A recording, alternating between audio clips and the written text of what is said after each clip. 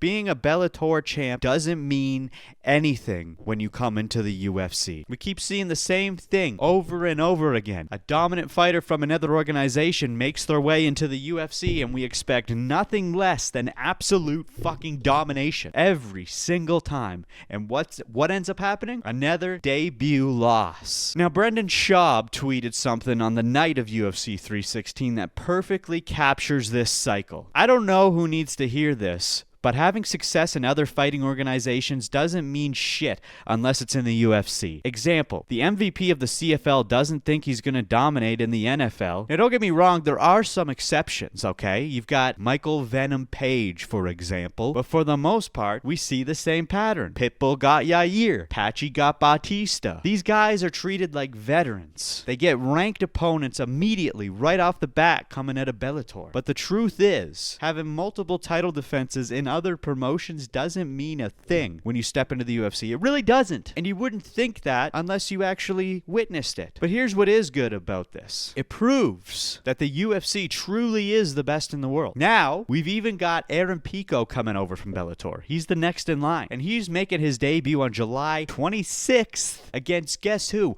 Movsar Evelev, who's ranked number 4 in the featherweight division and seen by most as the next in line for the title. Now, if we look at Pico, he has only lost 4 of his 16 fights in Bellator and won his last 2 in the PFL before leaving. Now, normally, this would seem like a no-brainer, right? But it's not that simple, especially when you're up against someone like Movsar. Evelev is 19-0 with 9 wins in the UFC, including victories over guys like Aljamain Sterling, Arnold Allen, Diego Lopez, and Dan Ige. This is a tougher debut than what Pitbull and Patchy had to face. But it's not just about the level of competition. It's the UFC itself that creates a different kind of challenge. Okay, aside from just the absolute killers, it's what they call the UFC jitters. It doesn't matter who you are, where you come from, or what you've accomplished. Your first time stepping into the UFC, specifically the UFC Octagon, on a sold-out main event in a huge fucking stadium is unlike anything you've experienced in any other promotion. Nobody has that large of an audience, that much pressure as the UFC. It's real. The pressure is real. It's nerve-wracking. It's a completely different level than anything. And don't just take my word for it. Patchy Mix himself confirmed this.